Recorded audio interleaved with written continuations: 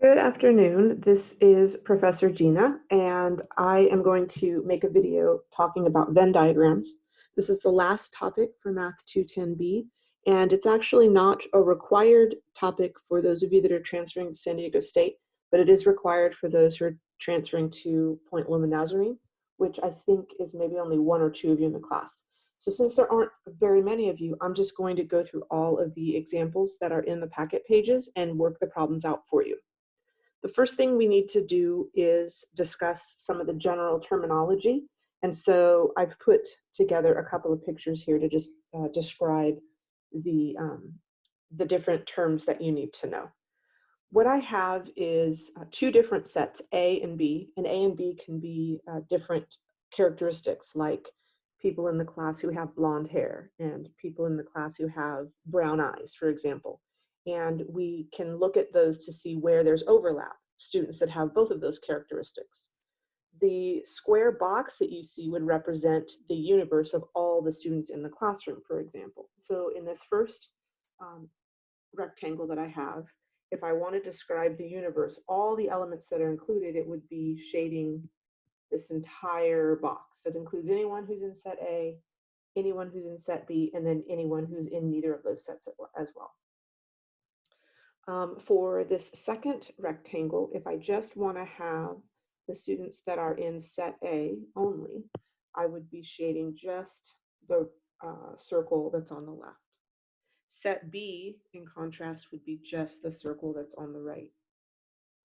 Now, when we try to combine the two sets together, I have this symbol U, meaning union, and that means anything that is in set A and including anything that is also in set B. This is like a combination of the two. So U stands for union. So anything that's in set A and in set B is going to be both of the circles combined, but not including anything that's outside of the circles. The intersection, where we've got the U turned upside down, is looking just at the overlap, where the two sets overlap one another. So that would be this little section here. And then the last part is looking at what we call the complement. And normally it's written with a bar above it. And it means everything that is sitting outside of set A, everything that is not included in set A. So I'm going to shade everything that's on the outside of circle A, including the parts that are in circle B. I think this is pages 103 and 104 in the packet. I'm kind of going backwards. And the first sets are having you shade, given the different math symbols, shade to make the pictures match. So the first one is asking us for everything that is in A.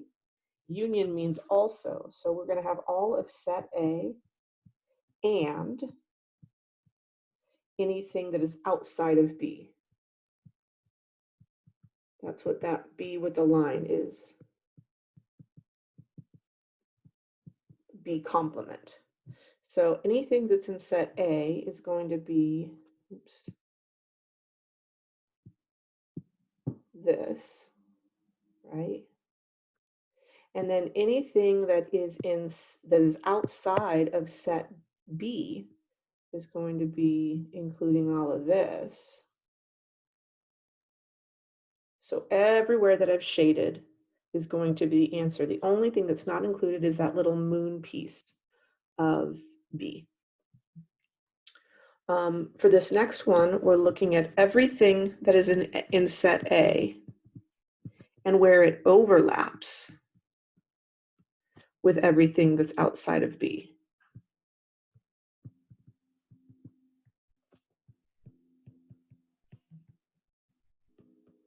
So in this case, I'm going to do, let's do this, let's do green. Everything that's in A is here. I'm going to do this green. And then everything outside B, I'm going to do that yellow. Everything outside B is going to be like this. And we want to know where the two are overlapping with one another. So the answer is going to be here. Just where those two sets overlap one another is going to be the solution. Not the yellow, not the green, just the little blue squiggles that I drew. For the next one, when we're looking at anything that's outside of A, that's the A bar there, A complement, intersected with anything outside of B. So outside A, and we want to know where that overlaps. Anything that's outside B. So everything that's outside A is going to be like this. Everything that's outside B is going to be here, and we want to know where those two overlap. Where they overlap, let me erase all of this, is going to be on the outside like this. Everything outside like that.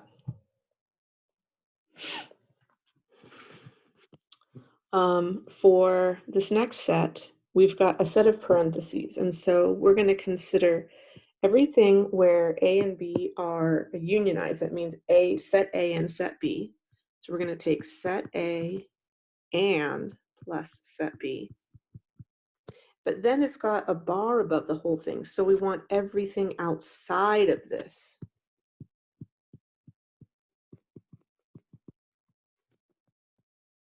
That's what that bar above means, the complement. And so this particular picture is going to look exactly the same as the one that we just did next to it. So those two have the same shading. The next next four examples have sets with 3 options in them. So we'll kind of tackle this one item at a time. The first thing in parentheses is where A and B intersect each other. So where A and B intersect each other is this oval shape. And then union means also adding together this whole set of C. So I'm going to add in the entire set of C. So it's going to be all of this.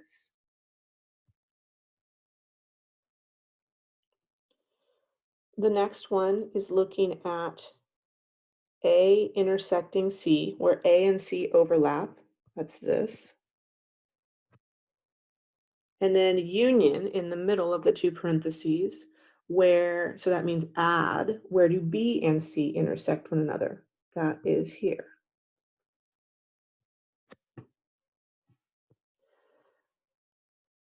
Second to the last is looking at where sets A and set B and set C all overlap one another. All 3 of those overlap one another here, but it's got the bar above, so that means that it's asking us for the complement of that. So it wants everything that's outside of that. So it's going to be everything outside of that little piece that's in the center there, like this. And then the last one is asking us to shade everything outside of A. Okay, so first, everything outside of A, which is going to be, actually, let me get a highlighter instead. Everything outside of A is this. And then also the union symbol, everything outside of B, so that's going to include all of this. And then everything outside of C, which is going to include all of this. So everything is going to be shaded except for that little piece that's in the center there. These next examples are asking us to go in the opposite direction. We're given parts that are shaded, and we're supposed to write what the math symbols are that go along with them. The first one is similar to one that we just did. This is where, and there are a lot of different solutions you can have for these. I'll just give you the ones that I came up with that are the simplest. It's looking at all of set A, where that is intersecting or overlapping with everything that is sitting outside of B. The second one is the set of A and the entire set of B, so A union B. The third one is if I take set A and set B, the whole thing, but then I take the complement, which will shade everything outside of those two. The fourth one looks like it's everything outside of B. So everything outside of set B, but then also including, so that's union, all of set A.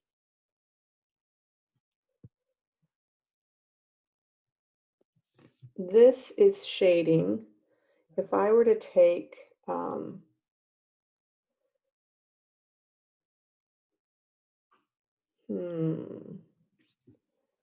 on a second. This one is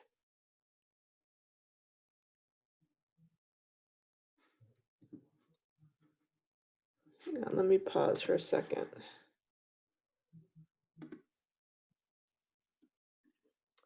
I had to think about this one for a second. It's a little bit more difficult to see. What we're doing is we're taking everything outside of A and everything outside of B, which would be all of this,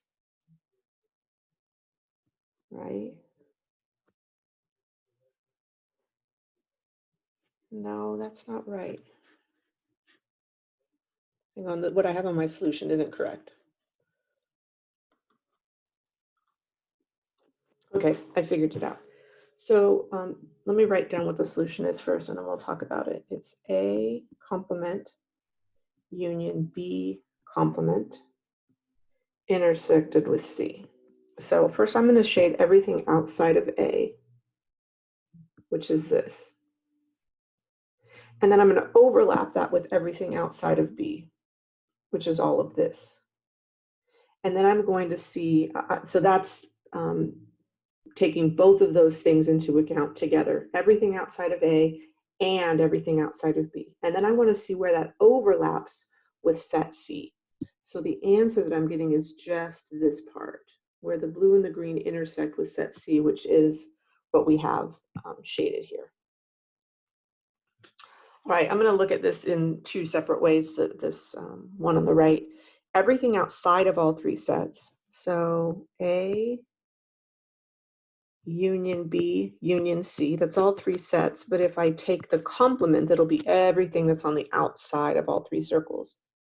And then I'm going to also include, so this means and, union means and, the set where A and B overlap one another, A intersect B. So the first part gives us this whole thing on the outside. The second part gives us this part on the inside. This is where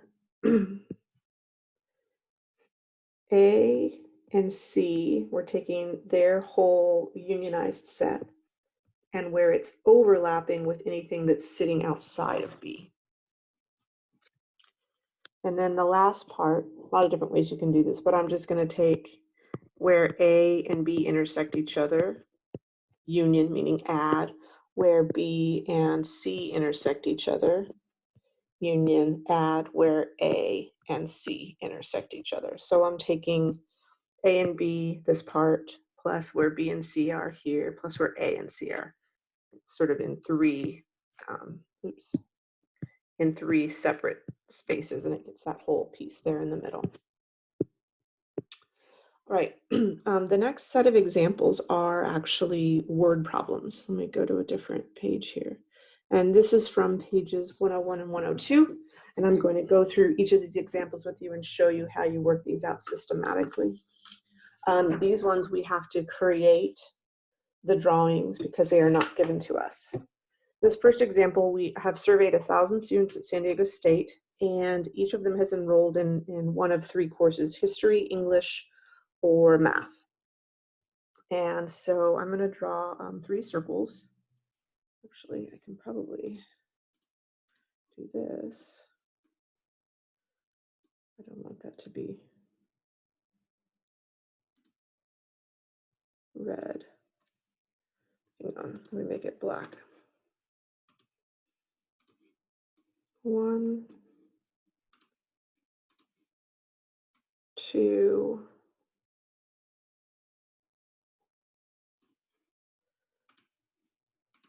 3. All right. So I've got my 3 different circles, and I'm going to label them each with the different subjects. So we'll put history over here. This is everyone who took history. This is anyone who took English. And then this is anyone who took math. Now, the key to doing these problems is actually to work backwards. I'm going to start at the bottom of the information that's given to us. There were 165 students enrolled in all 3 courses. That's going to be the little piece here right in the center. So I'm going to write 165 in that centerpiece. Moving up one line, it says that 225 students were enrolled in both history and English. So that's going to be this whole piece combined together. That's history plus English. And that's got to total up to 225. So I'm going to take 225, subtract off the 165, and that tells me that 60 students should go in this piece right here. That whole, oops, darn it. That whole piece should total up to 225. Following that same idea, going up, there were 275 total students enrolled in math and English. So that means that these two together here are going to total up to 275. That means that in this piece here, I'm going to have 110 students. And then the last one that has overlap, there are 200 total students who took math and history. So taking 200 minus 165, 35 students go here.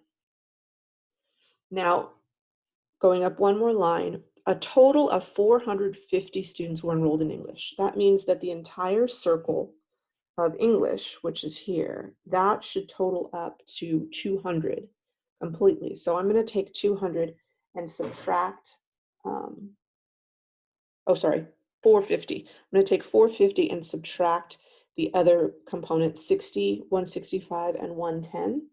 And that tells me that the number of students who took English only is 115.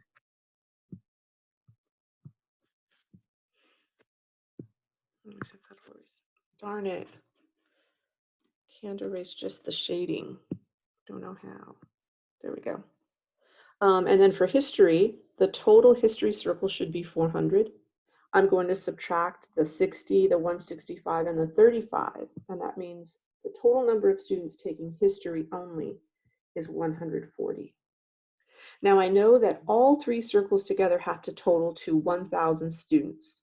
So I will add all the pieces together that I have, and that'll tell me the answer to number 1, how many students were enrolled in mathematics. Well, this box here is going to be 375. And the question is asking us how many enrolled in mathematics all together. It's not saying mathematics only. So we'll have 375 plus 35 plus 165 plus 110. So I think the total is going to be 685 students enrolled in a math class. Part B is asking how many students were enrolled in exactly 2 of these courses. That's going to include this 60, the 110, and the 35. Those are where you have exactly 2 subjects at a time. So 60 plus 35 plus 110 is 205. All right, next problem. Similar idea. This is looking at freshmen in high school, and there are 110 students total. I'm going to draw the circles this time just to make them fit better. That's not going to be big enough, I can already tell.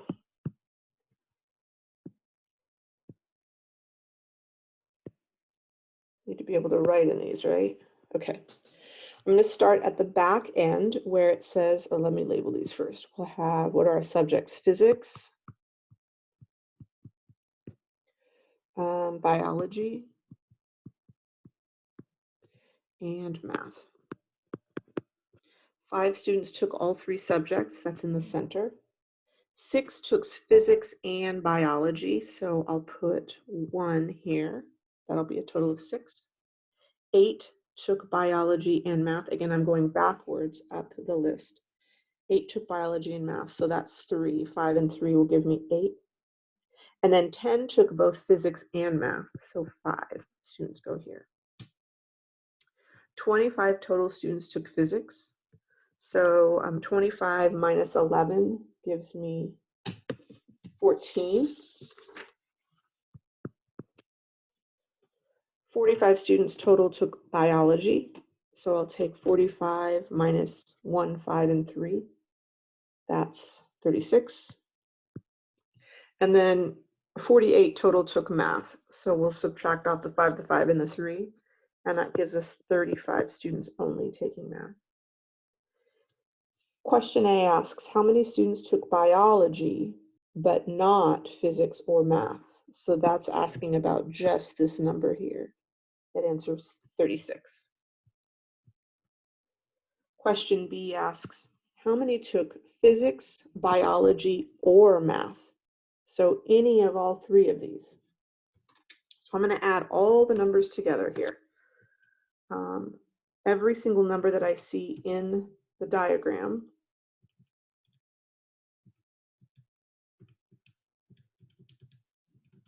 And I'm getting a total of 99.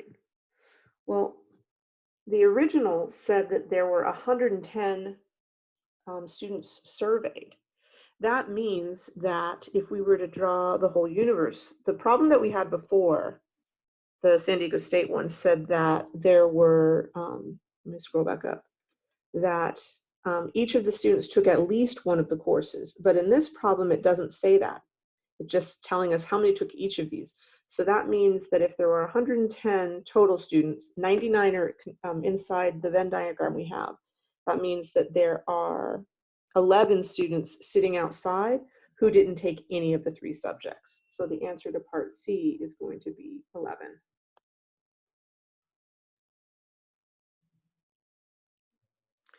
All right, this next example is a little confusing at first if you don't know much about blood type. So I'll go through it. When blood is tested, it will have either an A or a B, usually. And then RH is what determines whether we say A positive. If it has the RH factor, we say it's positive. If it doesn't, we say that it's negative.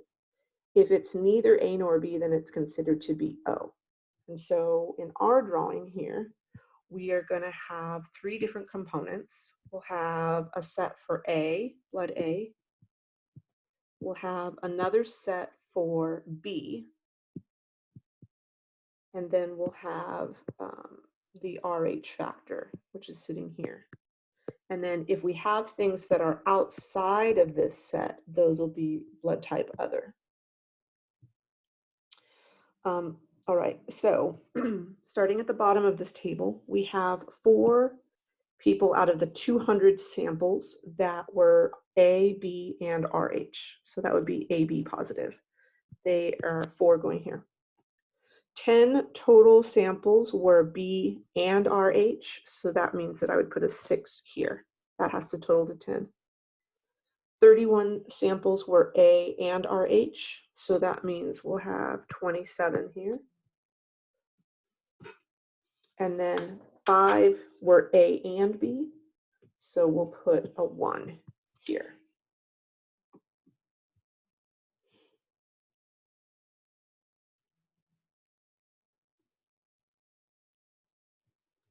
Yeah. 82 were RH only. So for this circle on the bottom, I'll take 82 minus 27, and then minus 4 and minus 6, and I'm getting 45 down here.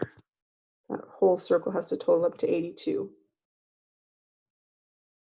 18 total were B only. Oh, no, sorry. This one is saying, it's not saying that it's RH at all. It's saying RH only. So this is going to be 82, I think.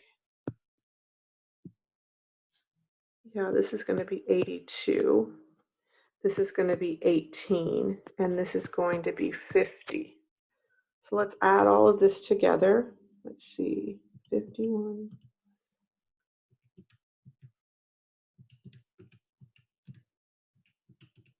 I'm getting a total of 188 within the circle. So that means that there are 12 sitting outside the circle to get a total of 200. And that's what the question was asking us. How many were classified as O negative? O being outside, not either A or B, and then also not having the RH factor. O positive would have the 82 here. These are O positive, and then these out here are O negative. So our answer is 12 for this.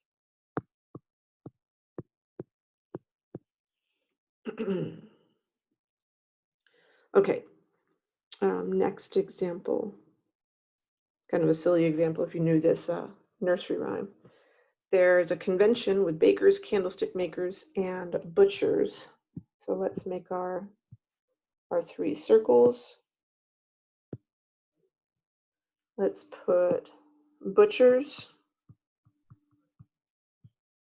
set B, bakers, set A, and then candlestick makers, set C. Starting at the bottom. Oh, this one's kind of a little bit more confusing.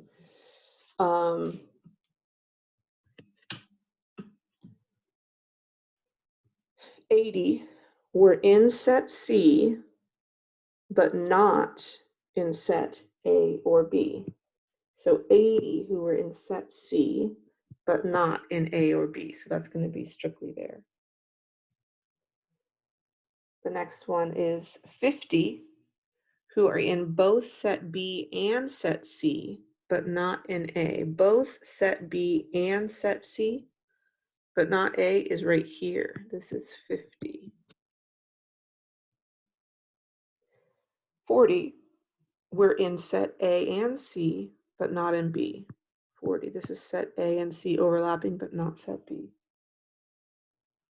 60 are in set A, but not in 60 in set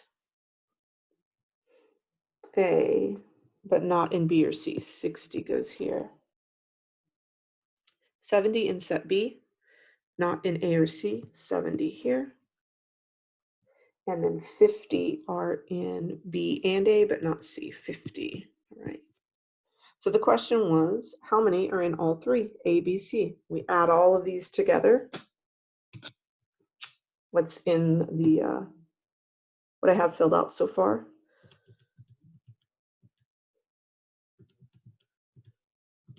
And I'm getting 350. So that means to get a total of 375, we're going to have 25 here. So the answer is 25.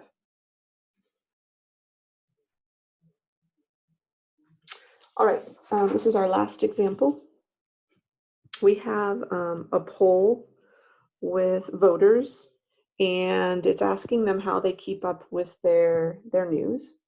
There were 100 people total surveyed. And the 3 main sources that were being questioned about are television, newspaper, and radio. So let's put TV in this box. Let's put radio in this one. And we'll put newspaper here. All right, again, starting at the bottom, 6 do all 3 listen to news on television, radio, and newspaper. So 6 here. 20 watched TV and read the newspaper. So TV and newspaper is over in this region. So that means that I'll put 14 here. So that totals to 20. 39 read the newspaper. I'm going to skip that for the moment. I'm going to go to, let's see, I've done this one and this one. I'm going to go to this one. 9 read the newspaper and listened to the radio. So that I'm going to put a 3 here. 27 watched TV and listened to the radio. So that would be a 21 here. All right, now I'll go back to the 39 read the newspaper. I need that whole circle to be 39. So 39 minus 14 minus 6 and minus 3. I'm getting 16 here who read the newspaper only. Going up here to 39 listened to the radio. I want that whole circle to total to 39. So I'll subtract 21, 6, and 3. And I'm getting 9 who only listen to the radio. And then for the last one, 65 people watch television. So subtract off the 14, the 21, and the 6, and I'm getting 24 people total watching TV only. So the question, let's see, how many people are in this whole set of Venn diagrams that of circles that we've got, and see if there's people on the outside who didn't get their news from any of these sources. So adding these all together,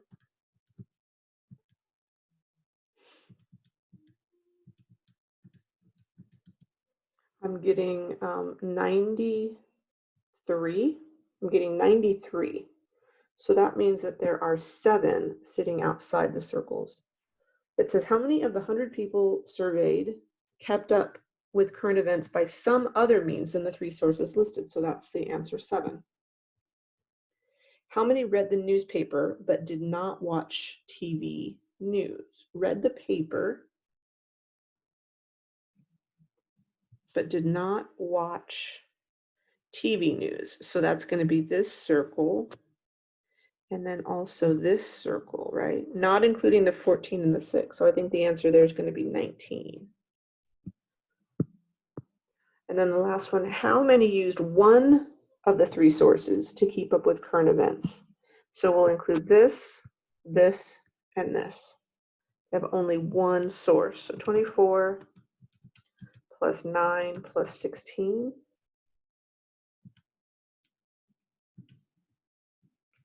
is 49. All right, thank you for watching. The questions that will be on your exam will be pretty straightforward, simpler than these, just multiple choice. If you have questions, you can send me an email or send me a message on Canvas. Have a great day.